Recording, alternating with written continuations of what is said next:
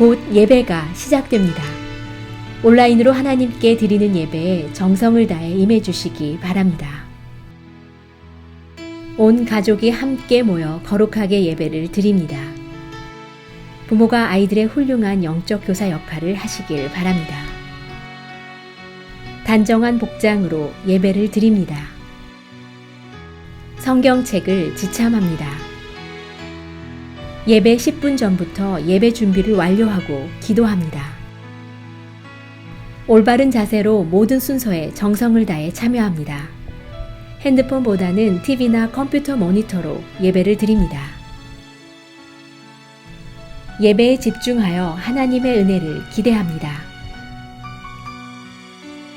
헌금은 정성껏 준비해서 우편으로 보내시거나 직접 교회 사무실 헌금함에 봉헌합니다.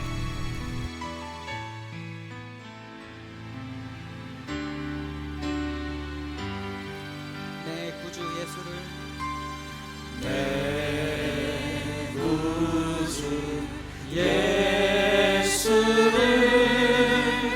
더욱 사랑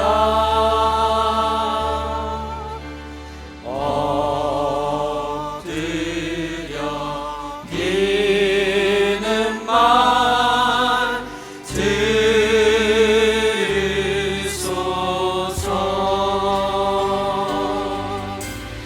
내 진정 소원이 내 구주 예수를 더욱 사랑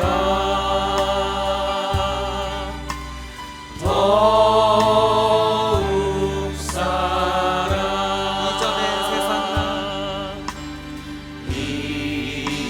이전의 세상만 기뻤어도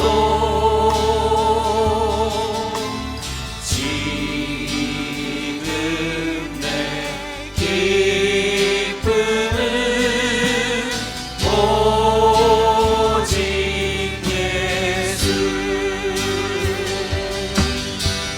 나만 내키는 말 내 구주 예수를 더욱 사랑 더욱 사랑. 내 진정 소원이 내 진정 소원이 내 구주 예수를 더욱 사랑 더욱 사랑 더욱 사랑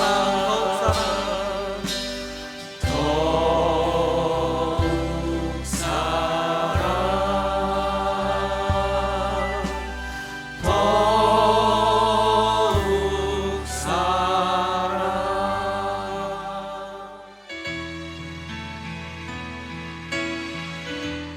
오직 여호와를 앙망하는 자는 새 힘을 얻으리니 독수리가 날개치며 올라감 같을 것이요 다른 박질하여도 곤비하지 아니하겠고 걸어가도 피곤치 아니하리로다 라고 말씀하신 하나님, 코로나로 인해 어려움 속에서 잠잠히 주님을 앙망할 수 있는 시간을 주셔서 감사합니다. 주께서 사랑하시는 하나님의 자녀에게 함께하사 새 힘을 얻게 하시고 곤비치 않게 하여 주시옵소서. 아버지 하나님, 코로나로 경제적인 어려움을 겪는 하나님의 자녀에게 찾아가 만나주시고 주께서 주시는 하늘의 신령한 복과 땅의 기름진 복으로 축복하여 주시옵소서. 또한 주의 평안으로 우리를 감싸 안으사 각자의 삶의 자리에서 기쁨을 누리게 하시며 평범한 일상으로 돌아갈 수 있도록 역사하여 주시옵소서. 아버지 하나님, 저희 교회가 2020 선교대회를 준비하고 있습니다. 주님이 원하시고 기뻐하시는 뜻에 따라 준비할 수 있도록 기도에 힘쓰게 하시고 주의 음성을 듣고 모든 일들을 행하게 하시며 어느 때보다 지혜를 더하여 주시옵소서. 하나님의 사랑과 새 힘이 필요하신 선교사님들을 모시고 하나님 나라의 천국잔치가 되는 선교대회가 될 수 있도록 인도하여 주시옵소서. 사랑의 아버지 하나님, 영상으로 예배를 드릴 수 있도록 하심에 감사와 찬양을 올려드리며 우리 예배를 흠양하여 주시옵소서. 오늘도 단위에 세우신 목사님을 강한 팔로 붙으셔서 우리가 말씀 앞에 변화되는 새로운 역사가 일어나게 하시고 무엇보다 주님의 굳건한 믿음과 깊은 사랑이 저희 안에 가슴 깊이 전하여질 수 있도록 성령님께서 함께하여 주시옵소서. 말씀을 선포하실 때에 치유와 회복의 역사가 있게 하시고 주님의 능력 가운데 우리의 영혼이 새롭게 변화되어 세상을 이기는 선한 주님의 일꾼으로 세워주시옵소서. 증거되는 말씀을 통해 우리의 삶이 주의 길을 굳건히 지키게 하시고 주님의 말씀과 구원의 기쁨으로 전신갑주를 입고 코로나19 바이러스를 능히 이겨내며 살아가게 하시옵소서. 감사드리며 거룩하신 예수 그리스도 이름으로 기도드립니다. 아멘.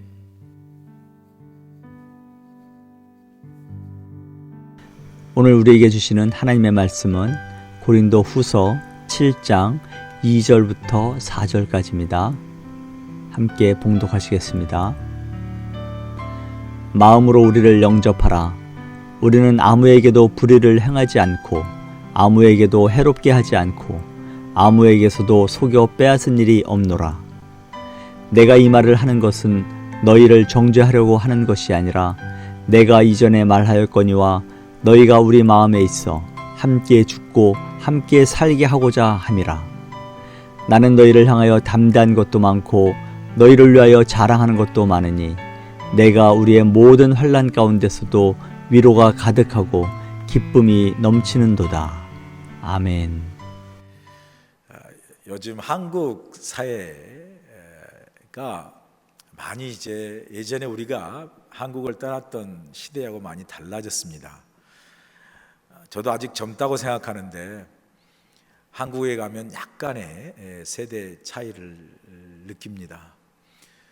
제가 지난번에 저희 동생을 잠깐 만나려고 난생 처음 이 홍대 입구라는 걸 가봤어요. 이 홍대를 제가 한국에 있을 때도 가본 적이 없거든요. 대학이 있다는 소리만 들었지. 그래서 저는 홍대 그러니까 빨간 대학인지 뭐 이렇게 잘 몰랐어요. 하여튼 홍대가 미대라는 것만 알고 있었는데 홍대를 가보니까 저는 제가 아직도 20대 후반으로 생각하는데 제가 거기서 약간 뭐라 그럴까요? 좀 나이가 들었구나라는 생각을 몹쓸게 갖게 하는 그런 동네더라고 보니까 그게 저는 갖고 싶지 않은데 그렇게 참 한국 사회의 젊은이와 변화가 또 문화의 변화 또 문화가 변하니까 한국 사람들의 갖고 있는 삶의 어떤 방식이라고 그럴까요? 사고의 어떤 가치관도 바뀌는 그런 것들을 보게 되죠. 한국에 요즘 혼밥이란 말도 유행하고요. 혼술, 혼령, 혼공 이런 말이 유행이에요. 그게 무슨 말인지 아세요? 혼밥이라는 게 혼자 밥 먹는 사람들이래요. 그래서 이 혼자 밥 먹는 사람이 너무 많아져. 혼술 그러면 혼자 술 먹는 사람. 혼령 그러면 뭐예요? 혼자 영화 보는 사람. 홍공 그러면 혼자 와서 공연 관람하는 사람을 홍공이라고 그래요. 그래서 요즘은 혼자라는 그런 개념이 많아졌다고 그래요. 예전에 우리 상상도 못했잖아요. 우리가 사는 시대, 고등학교 다닐 때, 중학교 다닐 때 거리만 다녀도 친구들하고 어깨동무하면서 막 다니고 여자들은 손잡고 다니고 뭐 그랬잖아요.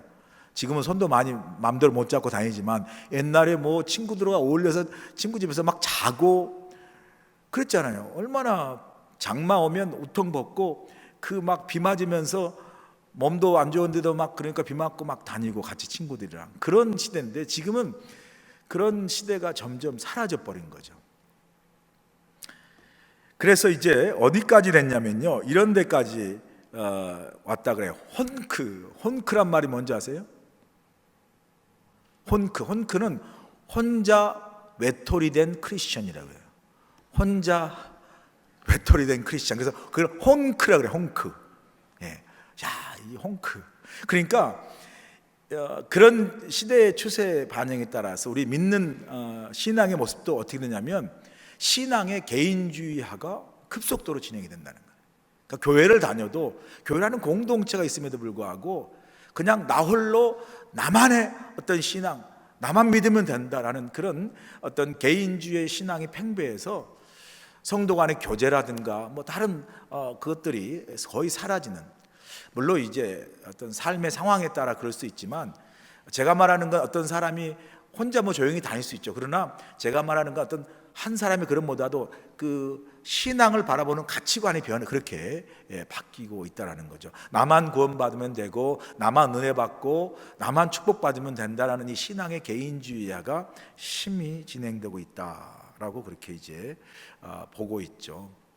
그런데 우리가 신앙을 개인적으로 하는 건 맞습니다. 그죠? 내가 교회를 다니고 하고 이렇게 신앙이 개인적인 하나님과의 어떤 1대1의 단독자의 어떤 그런 모습으로 가는 길은 맞는데, 그러나 신앙의 본질은 우리가 하나님과 우리 사이의 1대1 대면 속에서 개인의 관계 속에서 시작되는 거지만, 그러나 신앙의 궁극적인 목적은 우리를 구원해서 우리의 개인으로 남게 하지 아니하시고 하나님은 우리로 하여금 구원받고 무엇을 이루기를 원하시냐면 교회를 이루기를 원하세요. 교회를. 그래서 이 우리의 구원은 내 구원으로 만족되는 거고 내 구원으로 끝나는 것이 아니라 구원된 백성들이 함께 모여서 에클레시아, 헬라어로 에클레시아라고 그러죠. 교회라는 공동체를 이루기를 원하는 거죠. 그런데 이 에클레시아라는 헬라어의 교회라는 말은 부르심을 받았다는 뜻인데 영어로는 called out이라는 뜻이죠. 그러니까 하나님께서 우리 각 개인으로 있었던 사람들을 1대1로 만나주시고, 그리고 그들에게 하나님과 만남을 통해서 영접하게 하고 구원받게 한 다음에, 그래서 우리를 called out, 불러내서 뭘 만드시냐면 에클레시아, 하나님의 믿음, 구원받은 믿음의 공동체를 만드시기 원하신다는 거죠. 그게 교회예요. 교회.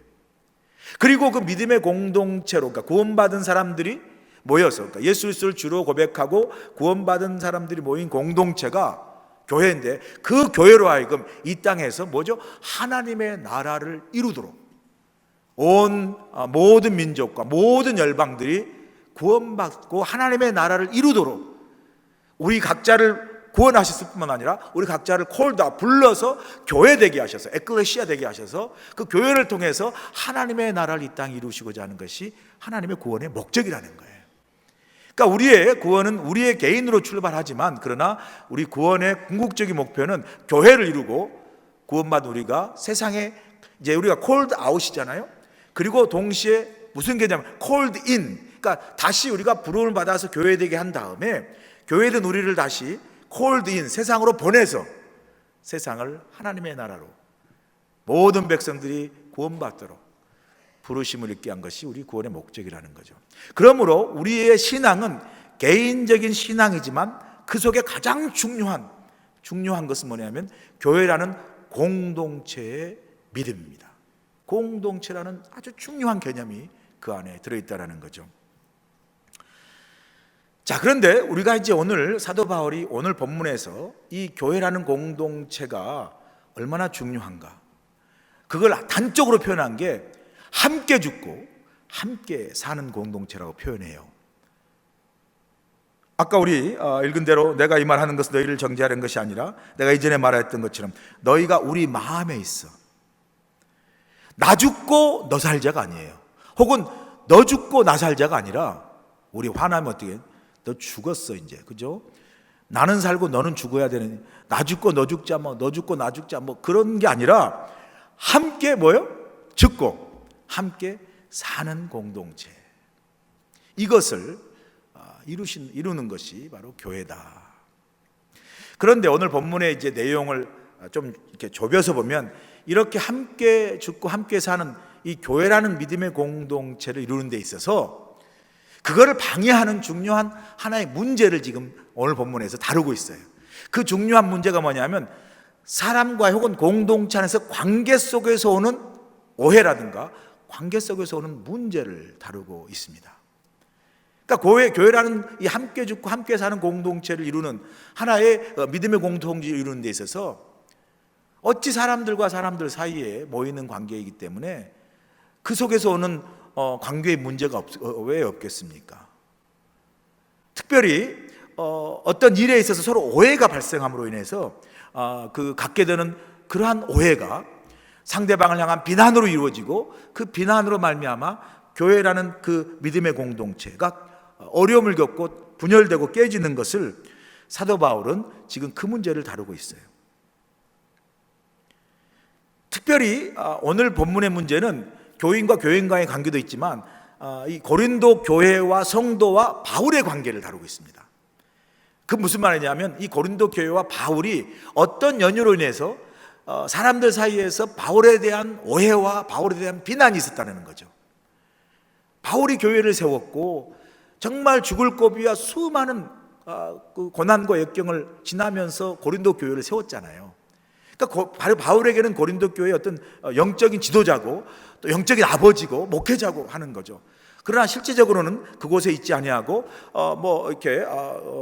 지금 다른 사람들 파송, 아볼로나 이런 사람들을 파송해서 목회를 하지만 실제적으로 영적인 지도자로서 아직도 바울이 고린도 교회나 다른 소아시아에 개척한 교회들에게 영향을 주고 있는데, 특별히 고린도 교회의 일단의 그 거짓 교사들이나 바울을 대적하는 사람들에 의한 어떤 그 오해로 인해서 성도들이 그걸 미혹돼 가지고 바울에 대한 오해로 인한 비난들이 있었다는 거예요. 자, 그 바울에 대한 고린도 교회와 성도들이 바울에 대한 오해와 비난이 무엇일까 하는 점이 바로 2절이에요. 2절을 읽어보면 고린도 교회 성도들이 바울에 대해서 어떤 오해와 어떤 비난을 하고 있는 걸 알 수 있어요. 그게 보니까 마음으로 우리를 영접하라. 그런 다음에 우리는 사실은 우리이지만 사실은 나는이에요. 바울이 우리라는 걸 표현했지만 우리는 바울과 실라 같이 전도하는 사람이지만 바울 자신을 이야기해요. 우리는 아무에게도 불의를 행하지 않고 아무에게도 해롭게 하지 않고 아무에게도 속여 빼앗은 일이 없노라. 그러니까 사도 바울이 나는 그런 일이 없다라고 지금 자신을 변론하는 거죠. 자, 그 변론을 뒤집어 보면 고린도 교회의 성도들이 일단의 사람들이 그 바울에 대해서 비난하는 것들에 대한 오해로 인해서 일단은 또 성도들이 미혹돼서 바울에 대해서 이런 오해로 이런 비난을 하고 있는 게 뭐냐면, 첫 번째가 뭐냐면 아무에게도 불을 행하지 않고, 이 말 속에는 바울이 뭔가 옳지 않은 일을 했다, 공정하지 못한 일을 했다, 바울로 하여금 불의를 행했다라고 그렇게 비난하고 있는 거예요. 그게 정확히 어떤 문제인지 모르지만 어떤 사람에게 바울이 뭔가 옳지 않고 공정하지 못한 일을 했다라고 지금 고린도 교회 성도들이 바울에 대해서 오해하고 비난하는 거예요. 두 번째가 뭐냐면, 두 번째는 아무에게도 해롭게 하지 않았다. 자, 그래서 바울이 뭔가 불의를 행하고 공정하지 못한 일을 해서 어떤 다른 사람이 그 바울의 행동으로 말미암아, 바울의 결정으로 말미암아 해를 당했다. 그게 재산의 손해인지 어떤 인격의 어떤 그 상처라든지 어떤 마음의 어떤 그 아픔이라는 그 모르지만 그 사람에게 손해를 가했다는 거죠. 지금 그렇게 바울을 지금 현재 오해하고 비난하는 거죠. 세 번째, 뭘 또 바울을 오해하고 비난하냐면 아무에게서도 속여 빼앗은 일이 없더라. 그러니까 바울이 뭔가 속여서 빼앗았다. 특별히 이 문제는 바울이 그 고린도 교회나 이렇게 소아시아 교회를 개척한 다음에 사실은 그 개척 당시에 이 소아시아 교회는 이제 점점 개척해서 고린도 교회 같은 건 왕성히 부흥하고 있는데, 그 고린도 교회를 개척하도록 그 교회의 모태교회, 모교회가 됐던 예루살렘 교회가 박해와 가뭄과 기근으로 인해서 어려움을 당하고 있었어요.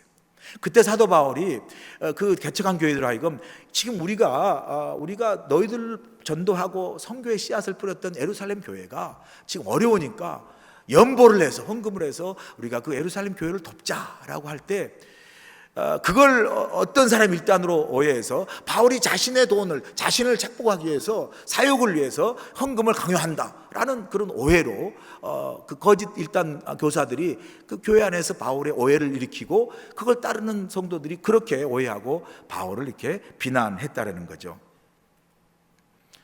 자, 이 세 가지를 두고 볼 때 지금 바울을 그토록 오해하게 만드는 사람들이 있었고, 그 오해를 따라서 미혹된 사람들이 바울에 의한 오해와 비난하는 거 보고 바울은 나는 누구에게도 불을 행하지 않았고, 나는 누구에게도 해롭게 하지 않았고, 나는 누구에게도 속여 빼앗은 일이 없다라고 변론하는 거죠. 말은 이렇게 변론하지만 여러분이 바울이라면 참 이렇게 화날 일이고 억울하고 정말 힘든 일이죠. 그렇지 않습니까? 여러분이 누군가에게 오해를 받고 누군가에게 어처구 없는 비난을 받을 때 얼마나 마음이 힘들고 상심되겠어요. 그렇게 지금 이렇게 한 일이 없다라고 그렇게 우리가 글로 읽지만 실질적인 바울의 마음의 상태는 많이 속상하고 힘들고 어렵지 않았겠어요? 여러분도 그런 일 조금만 당해도 막 속상하고 어려운데, 자, 이런 오해에 대해서 사도 바울이 우리에게 주시는 말씀 속에 이런 공동체에서의 어떤 이런 오해로 인한 비난의 문제, 그리고 그 오해로 인한 비난의 문제가 여러분의 자신의 문제일 때, 혹은 우리 교회라는 공동체 문제일 때 우리가 어떻게 다루어야 될 것인가를 사도 바울이 오늘 본문에서 본인도 힘들지만, 본인도 속상하고 그냥 억울하고 아프지만 이렇게 다루는 것이 참 교회를 좀 하나된 공동체, 다른 말로 표현하면 함께 죽고 함께 사는 공동체를 만드는 길이라고 우리에게 4가지를 중요하게 가르쳐 줍니다. 첫 번째, 이런 상황 속에서 어떻게 오해와 비난의 굴레에 같이 묶여져서 같이 비난하고 같이 싸우는 그런 교회가 돼서 그냥 콩가루처럼 부서지고 싸우는 그런 교회가 아니라, 그렇게 오해를 하고 비난하는 것을 어떻게 푸냐면 2절에 동시에 중요한 힌트가 있어요. 2절 보면 아까 제가 말씀드린 바울이 받은 3가지 오해에 대해서 바울이 그런 일 없다고 이야기했지만 제일 첫 번째가 중요해요. 자, 2절의 첫 번째 보니까 마음으로 우리를 영접하라 그래요. 마음으로 우리를 영접하라. 자, 여기서 영접하란 말이 무슨 말이냐면 헬라 말로 코레사테란 말이에요. 코레사테. 그러니까 영접하란 말은 코레사테란 말인데, 이 영접이라는 이 코레사토라는 뜻은 뭐냐면 장소와 공간을 이야기해요. 그러니까 마음으로 영접하란 말은 마음의 공간을, 마음의 장소를 마련해라, 이런 뜻이에요. 마음의 공간과 장소를 마련해라. 그러니까 너희들이 지금 이렇게 오해하고 있는데, 오해의 대부분은 뭐냐면요, 자기의 생각과 마음을 상대방에 대해서 딱 닫아요. 그랬다, 그런 거예요. 저 사람이 나에게 그랬다, 또 저 사람이 나에게 저 사람이 이런 일을 했다라고 자기 생각으로 딱 닫고 마음으로 딱 닫고 그냥 그것으로 상대방을 이제 오해하고 비난하는 거죠. 그런 고린도 교인에게 너희들이 그런 말을 듣고 그런 오해를 할 수 있지만 내가 너에게 부탁한데, 너희들이 뭐예요? 나를 향해서 마음의 공간과 장소를 마련하라고 이야기해요. 그러니까 사도 바울이 지금 고린도 교인에게 너희의 마음의 문을 닫아버리고 머리로 그냥 딱 닫아버리고 그냥 그렇게 단정 짓고 그렇게 그냥 판단해서 That's it! 저 사람 잘못했어 라고 끝내지 말고, 마음의 어떤 공간, 나를 받을 만한, 내 생각을 받을 만한, 내 입장을 받을 만한, 그때 상황을 받을 만한 장소, 마음의 여유, 공간을 코레사테 만들어라는 거예요. 이게 왜 중요하냐면 여러분, 오해나 어떤 것들일 때 풀긴 풀어야 되잖아요. 그런데 이게 머리로서 안 풀립니다. 그거 아셔야 돼요. 여러분이 이해하려고 애쓰잖아요. 이해 못해요. 왜냐하면 우리 머리는 항상 똑똑하기 때문에 이쪽으로 이해했는데 저쪽으로 아니야, 그런 생각이 또 나와요. 그래가지고 머리로 이해가 안 되는 거예요. 여러분 백날 머리로 이해해 보려고 해요. 되는지 안 돼요. 근데 이상하죠? 머리로는 이해가 안 돼도 마음으로 이해가 되면요, 다른 것까지 다 이해가 되는 역사가 일어나요. 예? 똑똑해가지고 그래 한번 말해봐. 그래가지고 그 논리를 착착착 따져서 이야기해 보세요. 논리 따지면 더 화가 나, 더 성질 나요. 그런데 논리로 따지지 말고, 논리 좋아하는 사람들 많잖아요. 논리가 필요하긴 해요. 저도 아주 논리적인 사람입니다. 우리 집사람이 아주 저를 그게 싫어해요. 저를. 당신은 머리만 좋아가지고 틀렸어 그런 이야기를 제가 듣고 살 때가 있었습니다. 지금도 가끔 들어요. 근데 제 문제는 뭐냐면요, 뭘 따지고 잘 논리를 정리해서 딱 제출하는 그 잘 쓴 레포트를 주는 게 문제가 아니라, 그러다 보니까요, 제 생각으로 논리는 주장하는데 지금 이 문제를 정작 풀어야 될 우리 집사람의 감정과 내 감정을 제대로 교감을 못하는 거예요. 교감을. 그런데 문제는 논리로 푸는 게 아니라 문제는 마음으로 푸는 거예요. 마음으로. 그래서 사도 바울이 뭐래요? 생각해봐라, 한번 이해하라고 그렇게 하지 않고 마음으로 우리를 영접하라 그래요. 네가 이해가 안 돼도, 사도 바울이 참 얼마나 답답하겠어요. 지금 멀리 떨어져 있고 오해는 저쪽에서 일어나고 마음 같으면 빨리 달려가가지고 얼굴과 얼굴 맞대면서 이게 사실이야 라고 이해하고 싶은데, 마음으로는 가고 싶은데 육체로 못 가잖아요.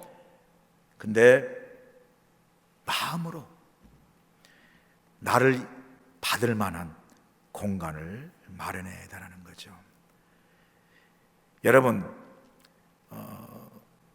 그 마음으로 상대방을 받을 만한 공간, 그 상대방을 받을 만한 입장, 그 상황을 받지 못하면 내 입장은 항상 내 편이에요. 여러분의 입장을 주장하다 보면 항상 여러분 입장에서는 상대방이 들어갈 공간이 없어요. 항상 내 편입니다.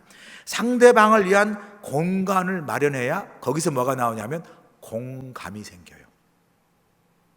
공감은 내가 상대방 마음을 이해해야지, 상대방 입장에서 그래서 되는 게 아니라, 어디서 하면 상대방의 자리, 상대방의 자리를 내 마음에 마련해야 그 마련된 자리에서 이해할 수 있는, 같이 상대방의 입장을 생각할 수 있는 엠퍼시예요. 영어로 엠퍼시라고 그러죠. 공감이 생긴다는 거예요. 공감이.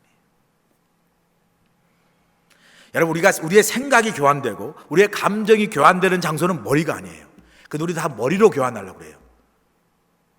사실 우리의 생각과 감정이 진짜 교환되는 장소는 마음이에요.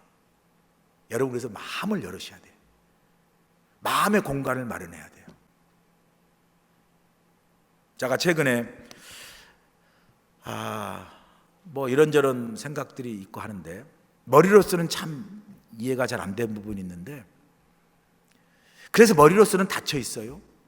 그러나 마음을 만들고 자리를 만들고 공간을 만드니까, 그 전까지는 머리로 딱 닫혔던 거, 난 절대 그렇게 하지 않으리라는 생각들이 마음의 공간을 열고 마음의 자리를 만드니까, 나는 이 머리로는 내가 이렇게 해야지라는 생각이 어느 순간에 내 마음의 공간이 열린 그 자리에 그 공간이 생기니까 머리에 있던 그 마음이 싹 바뀌어가지고 내가 머리로서 원치 않은 일을 마음으로 원하는 것을 하게 되는 역사를 제가 경험했어요. 할렐루야.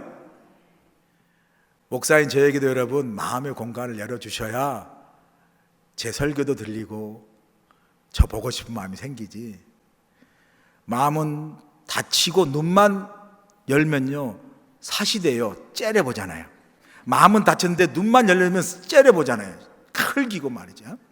그럴 수밖에 없어. 마음은 닫힌데 눈만, 이렇게 마음이 열리고 눈도 같이 열리면 참 이렇게 사랑스럽게 바라보는데, 마음은 닫히고 눈만 바라보면요, 마음은 이쪽이고 눈은 이쪽이니까 사시가 되는 거예요. 째려보고 흘기고. 사랑하는 여러분, 우리 마음에 서로를 향한 자리를 마련할 수 있길 주로 간절히 축원합니다. 자, 두 번째, 오해를 풀기 위한 두 번째 열쇠. 사도 바울이 참 이런 오해가 있었지만 두 번째 열쇠는 뭐냐면 3절에 나와 있어요. 3절에 서두에 보니까 내가 이 말을 하는 것은 너희를 정죄하려고 하는 것이 아니라 그랬어요. 이전에 말하였거니와 그러면서 이야기하죠.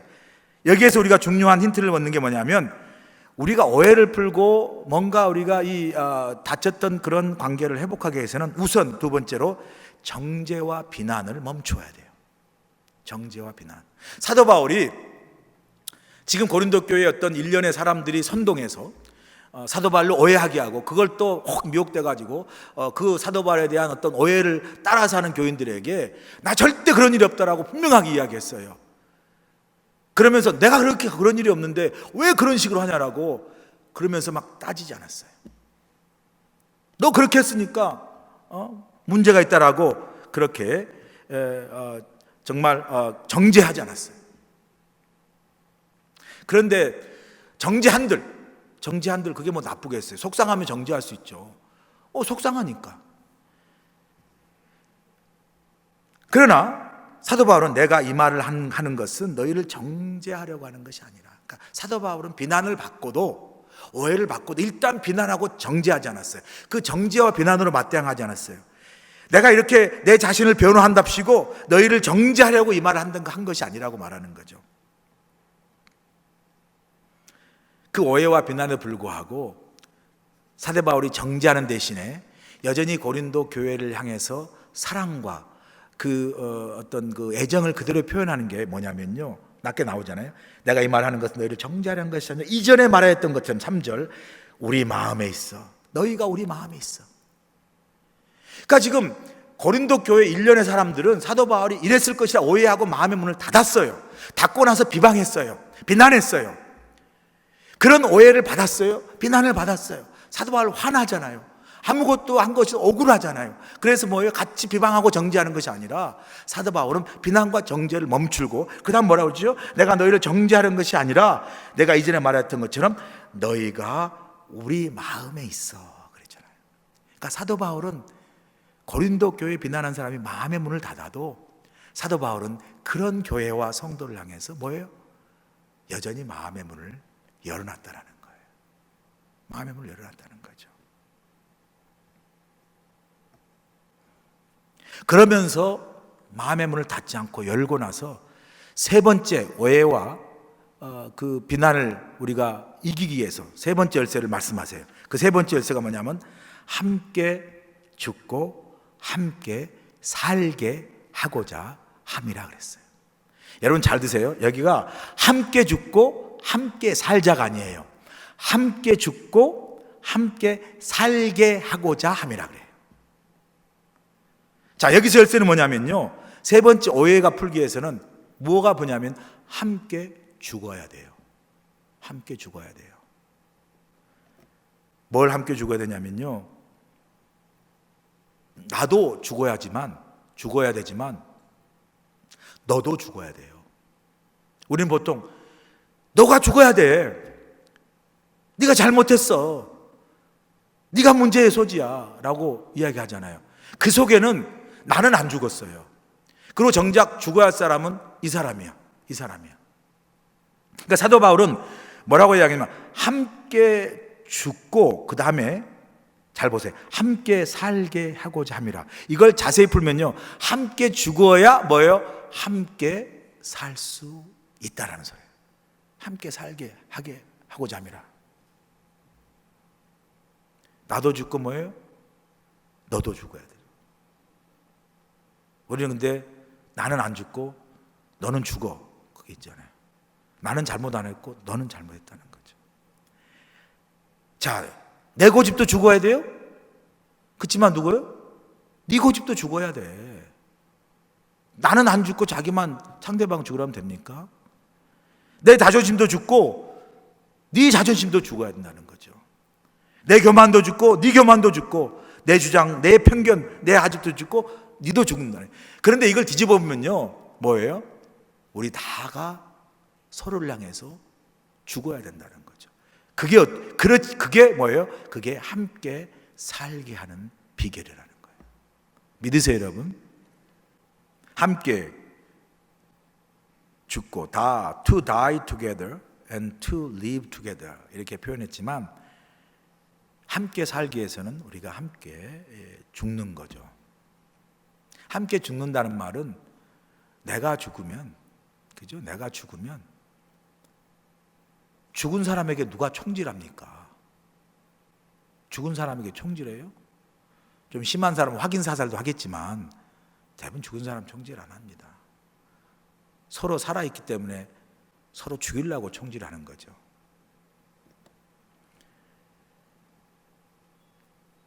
저와 여러분이 이렇게 서로를 향해서 내가 죽는다라고 생각하면 또 상대방도 서로를 향해서 내가 죽는다라고 할 때, 우리가 함께 죽는 모습이 우리 안에 있을 때 사실 죽는 게 아니라 그게 함께 사는 것이에요. 교회에 문제가 있다고 보세요, 여러분. 여기와 여기가 문제가 있어요. 서로 옳다고, 그래서 상대방이 틀렸다고 내가 이기고 살기 위해서 싸워보세요. 누가 삽니까? 누가 살아요? 누가 살아요? 누가 살기는 누가 삽니까? 둘 다 죽는 거죠. 둘 다 죽어요. 제가 짧은 시간이지만 이렇게 실질적으로 부목사 시절에 한번 교회가 한번 말씀 완전히 싸우고 깨지는 거 봤어요. 근데요, 그러고 나서 둘 다 지금까지 겨우 목숨 붙이고 살아요. 그 왕성했던 교회가. 그런데 뭐 별거 아니에요. 지나고 보니까.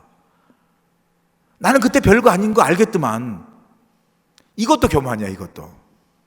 그러니까 내가 힘이 없는 부목사죠.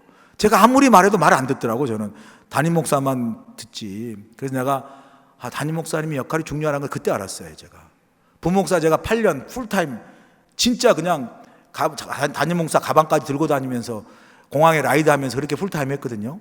네. 진짜요. 오면 나 그때 그렇게 했어요. 그리고 할 때 저는 뭐 그게 뭐 이런 거 하나 그런 생각 안 하고 당연히 그렇게 생각했어요. 그런데 그거 보면서 참 뭐 애를 많이 썼는데 그게 아니더라고요. 이게 딱 그때 담임 목사님의 역할이 참 중요했었어요. 그런데 그렇게 해서 서로 죽지 않고 서로 싸우면 결국 둘 다 죽는 걸 제가 보았어요.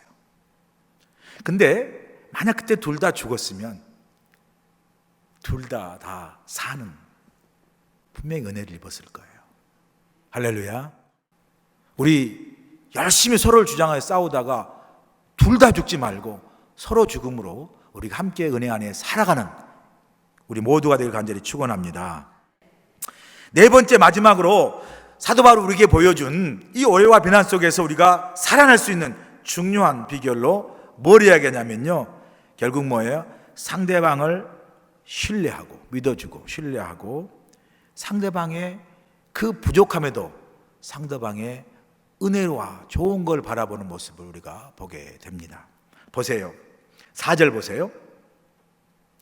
나는 너희를 향하여 담대한 것도 많고 너희를 위하여 자랑하는 것도 많으니 내가 우리의 모든 환난 가운데서 위로가 가득하고 기쁨이 넘치는도다. 지금 사도 바울 어떤 상황이냐면, 사도 바울이 고린도 교회와 성도들이 사도 바울을 오해하고 비난해서 당신이 불의를 행했고 당신이 뭐 속에서 빼앗았고 당신이 다른 사람에게 손해를 끼쳤습니다라고 비난할 때 막 비난하잖아요.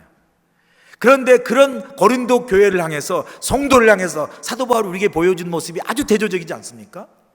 사도 바울이 뭐라고 얘기합니까? 그런 상황에서 나는 너희를 향하여 담대한 것도 많고, 이 담대한 것을 제가 한번 찾아봤더니 헬라어가 팔레시아라는 뜻이 팔레시아. 참 원어가 참, 그래서 제가 원어 사전을 옆에다 두고 원어 사전을 꼭 보는 게 뭐냐면, 가끔 담대하다 그러면 우리가 용기 있다 막 이렇게만 해석하기 쉬우니까 헬라어 원어 사전을 딱 놔두고 히브리어와 비교해 보면 그 원어의 원뜻이 나오잖아요. 자, 이 담대한 것의 원뜻이 헬라어로 팔레시아인데, 이 팔레시아 원뜻이 뭐냐면 신뢰, 확신이라는 뜻이에요. 그러니까 감이 딱 오잖아요. 나는 너희를 향하여 신뢰하고 확신하는 것, 그게 내가 너희를 향한 오해나 의심보다 훨씬 더 많다라는 것. 무슨 말이에요? 사도 바울이 고린도 교회가 성도들이 사도바울 향해서 이렇게 오해와 의심을 하고 비난할 때, 사도 바울이 고린도 교회 성도들 향해서 나는 너희를 확신하고 너희를 신뢰한다, 그렇게 지금 이야기하는 거예요. 팔레시아, 신뢰, 확신. 의심이나 오해보다 더 믿고 신뢰한다고 말하고요. 그 다음에 두 번째 또 이야기하죠. 너를 위하여 자랑하는 것이 많으니, 자랑하는 것. 이 자랑하는 것도 제가 헬라어로 보니까 카우케시스라는 단어예요. 카우케시스. 근데 카우케시스란 원뜻이 보니까 아름다운 것, 영광스러운 것, 칭찬할 만한 것, 이런 뜻이 있더라고요. 무슨 말이에요? 지금 그 고린도 교회 성도들은 사도 바울을 향해서 막 비난하고 잘못된 걸 막 따지면서 그걸 보고 비난하는데, 사도 바울은 카우케시스, 그 고린도 교회 성도를 향해서 아름다운 것, 영광스러운 것, 칭찬만한 것을 보는 거예요. 근데 잘 보니까 이렇게 말하잖아요. 나는 너희를 향하여 담대한 것도 많고 신뢰한 것이 훨씬 많고 너희를 위하여 자랑한 것도 많으니, 마지못해서 그냥 그런 게 아니라 그렇게 오해하고 비난할 때 오히려 사도 바울은 고린도 교회 성도를 향해서 정말 신뢰하고 그리고 훨씬 더 그의 아름다움과 칭찬받을 만한 것들을 더 바라보는 눈을 가졌다는 거죠. 우리에게 중요한 교훈을 주는 거죠. 사도 바울이 나는 너희를 팔레시아 더 신뢰하고 카우케시스 그 사람의 좋은 점을 보면서 그것도 더 많이 있다라고 이야기하잖아요. 함께 죽고 함께 사는 공동체를 만들려면요, 지금 말하는 이렇게 마음의 공간을 마련하고, 그죠? 그리고 또 비난과 정죄를 멈추고 내가 죽고 함께 죽고 이렇게 상대방을 신뢰하고 그 좋은 것, 누가 허물 없는 사람이 어디 있겠어요? 교회에 힘들고 어려운 사람도 있을 수 있잖아요, 목회하다 보면. 그런데 제가 깨달은 게 뭐냐면 그거 바라보면 힘들어. 그리고 그거 바라보다가 진짜 좋은 사람 못 바라보고 그냥 힘들다고 생각하다가 목회 끝나. 근데요, 그런 사람도 있지만 그 사람보다 그렇지 않은 사람이 훨씬 많아요. 그거 바라보면요, 힘이 나요. 그리고 이 하와이에 우리 교회는 교회가 크고 그걸 떠나서 가장 중심이 되고 어떻게 보면 교회의 영적 질서와 교회가 어떤 것인가를 보여줄 수 있는 모델이 되어야 되는 교회인 줄로 믿습니다. 그런 점에서 우리는 성숙하게 교회의 문제나 모든 것들을 우리가 신뢰하고 하나님 중심으로 은혜 안에서 다 풀어낼 수 있는 능력을 우리 교회가 딱 가지고 있을 때, 이렇게 해서 함께 죽고 함께, 그런데 단순히 살고 죽는 게 아니라 주님이 우리와 함께 죽고 주님과 함께 사는 교회가 되기를 원합니다. 그게 바로 복음이고 그게 능력 있는 교회가 될 줄로 믿습니다. 그런 교회, 그런 우리 그리스도나 감리교회를 함께 만들어 가실 주의 간절히 축원합니다.